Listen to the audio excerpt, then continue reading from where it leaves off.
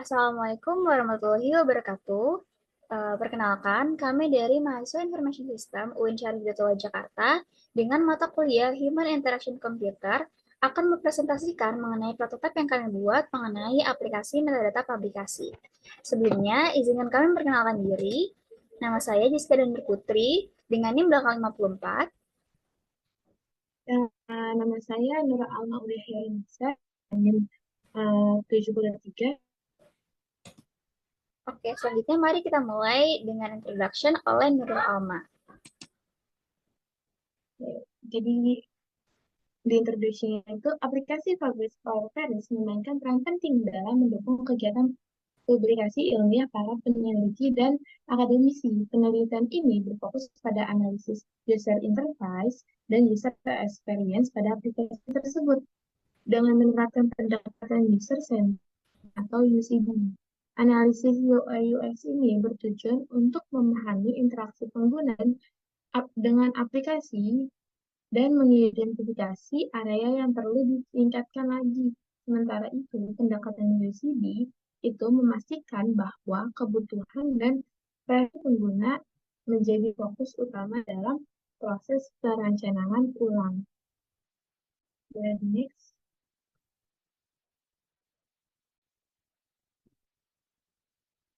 Terus ada metodologinya, jadi kita mengevaluasi efektivitas dan mengidentifikasi potensi kesalahan yang dialami pengguna dilakukan pengujian menggunakan Nielsen Attributes of Usability atau NAU yang mencakup atribut reliability, memorability, efisiensi, error, satisfaction. Terus studi ini melibatkan 106 pengguna aktif yang merespon 16 pertanyaan menggunakan skala Likert dari 1 sama hasil pengujian bahwa aplikasi umumnya dipelajari, diingat dan efisiensi digunakan serta memuaskan para pengguna. Namun ditemukan masalah pada atribut error yang memerlukan perbaikan ulang.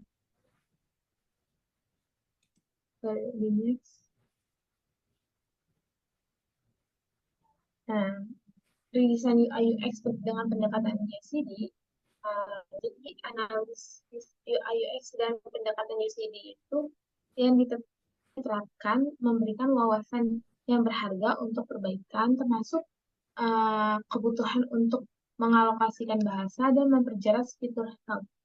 Temuan ini akan digunakan dalam proses desain aplikasi untuk memastikan bahwa Fabrice or Paris yang ini dapat memenuhi kebutuhan dan harapan pengguna secara lebih optimal, meningkatkan efisiensi pengguna, dan meminimalkan potensi kesalahan. Di sini ada research prosedur atau prosedur penelitian, di mana kita akan mulainya dengan preliminary study. Kita akan melakukan observasi yang akan menghasilkan research initial point, lalu akan dilakukan literature study yang akan menghasilkan poin teoretikal, selanjutnya akan mendetermine metodologi yang akan menghasilkan pertanyaan penelitian. Lalu tahapan kedua itu ada data collection, di mana pertama itu dilakukan scope population yang akan menghasilkan total sampelnya itu berapa, lalu dilanjutkan dengan NAU questionnaire yang akan menghasilkan data dari NAU itu sendiri. Lalu selanjutnya, tahapan ketiga itu ada redesign UI dan UX, di mana terbagi menjadi 3 bagian, yaitu bagian pertama, ada identification of contextual use, kita akan melakukan interview terstruktur yang akan menghasilkan list of function. Lalu bagian kedua itu ada analysis of system requirement, yang kita akan melakukan summarize user needs yang akan menghasilkan user persona. Selanjutnya akan dilakukan identify system requirement yang akan menghasilkan list of system requirement. Selanjutnya bagian ketiga, kita akan melakukan design solution yang akan melakukan prototyping dan akan menghasilkan prototype. Selanjutnya pada tahapan keempat, itu akan dilakukan closing di mana akan mendesain analisis yang akan menghasilkan analisis result. Lalu dilanjutkan dengan report writing yang akan menghasilkan research report. Lalu penelitian akhirnya selesai. Selanjutnya, di sini ada NAU result atau score table, di mana masing-masing variabel atau atribut akan menghasilkan mean, mode, dan juga resultnya. Dari 5 atribut, untuk atribut reliability, itu akan mendapatkan NEAN 3,96 dari 4 pertanyaan dan menghasilkan mode 4 atau nilai yang paling sering muncul itu 4 dan akan menghasilkan resultnya itu A. A itu artinya bahwa user itu agree atau setuju bahwa atribut dari learnability ini sudah mencapai hasil yang maksimal. Lalu untuk atribut kedua yaitu memorability, dari 3 pertanyaan dihasilkan nilai NEAM 3,99 dengan nilai modenya adalah 4, resultnya adalah A. Lalu yang ketiga itu atribut efisiensi. Dari 2 pertanyaan dihasilkan nilai NEAM 4,095, modenya 4, dan resultnya A. Lalu untuk atribut errors itu dari 3 pertanyaan, NEAM-nya ada 3,38, lalu modenya non, dan resultnya adalah N. N artinya netral bahwa user ini merasa masih ragu-ragu atas atribut error itu sudah maksimal atau belum. Lalu yang keempat, itu ada satisfaction, di mana dari 4 pertanyaan dihasilkan NEAN 4,055 dan modenya 4, lalu resultnya adalah A. Lalu selanjutnya, kita akan melakukan redesign proses, di mana redesign proses ini kita akan mendapatkan user suggestion. Nah, dari user suggestion itu kita mendapatkan 9 poin. Yang pertama itu ada perbaiki tampilan awal saat masuk ke dalam aplikasi. Lalu yang kedua menambahkan fitur bahasa yang bisa dipilih oleh pengguna. Keempat, itu mengubah warna dasar aplikasi menjadi lebih pop-up warnanya. Keempat, meletakkan fitur bahasa bersamaan dengan kolom help. Kelima, membedakan warna button copy result dan save result menjadi lebih bold. Lalu yang keenam, mengubah warna setiap button yang terlihat selaras dengan warna dasar jendela aplikasi, jadi tidak timpang. Lalu yang ketujuh, mengupgrade icon terbaru dari aplikasi yang sudah terintegrasi, misalnya seperti Google Scholar atau PubMed. Lalu yang kedelapan, itu terhindar dari bingkai atau bayangan atau cropping putih di belakang icon. Lalu yang kesembilan, itu mengubah icon import, My Search, dan juga Trash, serta icon tambahan lain menggunakan warna dan tipe yang lebih selaras. Terus selanjutnya, Selanjutnya itu di sini ada gambar pertama yang melakukan redesign ulang pada pada tampilan awal ini. Kita akan mengubah warnanya, terus mengubah button-button uh, button-button di tengah itu menjadi dengan warna yang lebih selaras, terus mengubah My Search itu icon-icon mereka kita akan ubah jadi yang lebih menarik sama yang lebih terbaru. Terus kita juga mengubah warna button copy result dan save the result itu. Lagi next.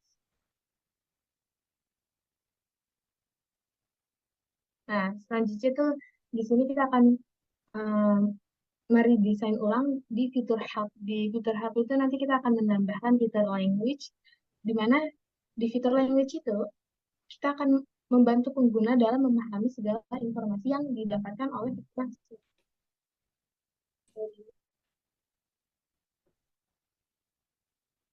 Selanjutnya itu fitur of the aplikasi. Jadi kita akan menjelaskan fitur apa yang bakal kita desain. Pertama itu My Search.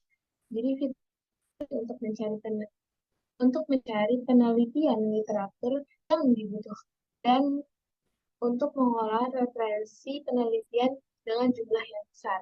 Selanjutnya itu ada trash. Jadi fitur ini berfungsi untuk menyimpan pencarian atau hasil yang dihapus sehingga dapat dipulihkan jika diperlukan. Terus selanjutnya itu ada button pilihan jurnal di tengah itu. Jadi fitur ini berfungsi untuk melakukan pencarian literatur langsung kepada jurnal yang kita ingin.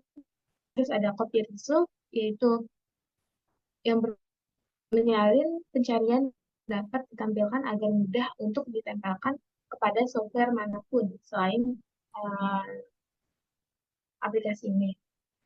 Terus ada console, jadi fitur ini tuh berfungsi untuk menyimpan hasil pencarian dengan berbagai format seperti CSV, EndNote, RIS, terus yang untuk ini nanti bisa digunakan.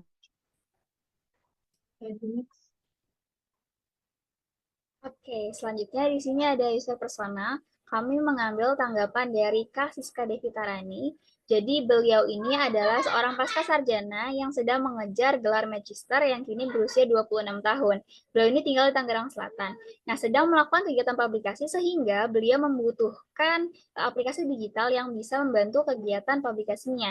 Ia ingin mencari bahan riset menggunakan aplikasi yang bisa menghadirkan sumber buku atau jurnal yang relevan. Nah, Kak Sisa ini menyatakan bahwa saya membutuhkan banyak data untuk penelitian, maka saya perlu fitur aplikasi Publish or Perish agar dapat membantu pekerjaan saya menjadi lebih mudah.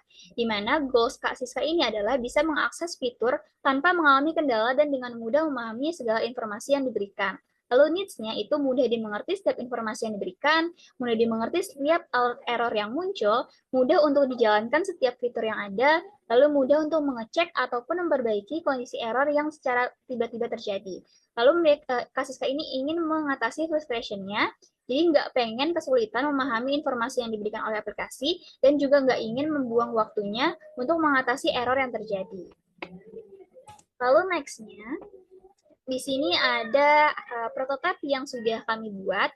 Jadi pada dasarnya kami mengubah warna dasar dari aplikasi Publish or Perish. Jika dulu lebih kepada monokrom hitam putih, kami menerapkan monokrom ke arah putih dan juga biru.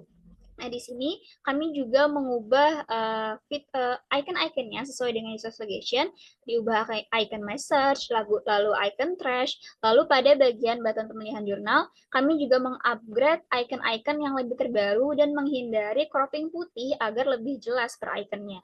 Lalu untuk pada button copy result dan juga save result, kami memilih warna biru tua yang lebih bold agar lebih mudah untuk dikenali dan juga dipahami oleh user.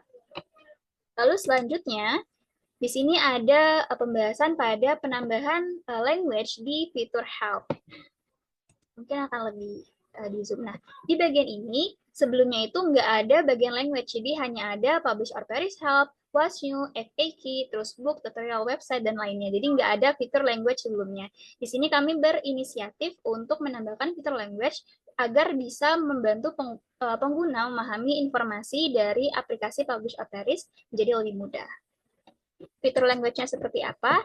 Jadi nanti setelah user mengklik bagian language, itu akan muncul jendela kecil seperti ini. Jadi user itu akan diarahkan ke jendela ini untuk memilih language mana yang ingin mereka pilih. Di sini juga bisa mengetikkan language-nya itu apa, bahasanya itu apa, atau bisa langsung memilih dengan mengklik bahasa yang ingin dituju. Lalu setelah itu bisa diklik button save, lalu jika mengalami kendala bisa diarahkan ke button help. Lalu untuk meng-close-nya itu ada di bagian exit di kanan sebelah atas. Oke. Jadi manfaat yang dicapai oleh penelitian ini bertujuan untuk meningkatkan kepuasan pengguna aplikasi or Perish dengan fokus aspek kunci. Yang pertama itu ada aksesibilitas informasi. Jadi di sini itu kita akan meningkatkan kejelasan informasi dan kemudahan pemahaman melalui perbaikan tampilan dan pengembangan fitur bahasa. Selanjutnya itu ada CUI. Ini menciptakan antarmuka yang lebih intuitif dan menarik seperti visual untuk memudahkan navigasi dan pengguna. Selanjutnya itu ada efisiensi pengguna. Jadi kita akan meningkatkan ketepatan menggunakan aplikasi melalui perbaikan bug dan icon. Terus ada penanganan error. Jadi di penanganan error itu kita akan mengembangkan sistem penanganan error lebih user-friendly untuk mengurangi frustasi pengguna. Terus selanjutnya ada konsistensi tampilan. Jadi itu kita akan meningkatkan profesionalisme tampilan aplikasi untuk membangun kepercayaan pengguna.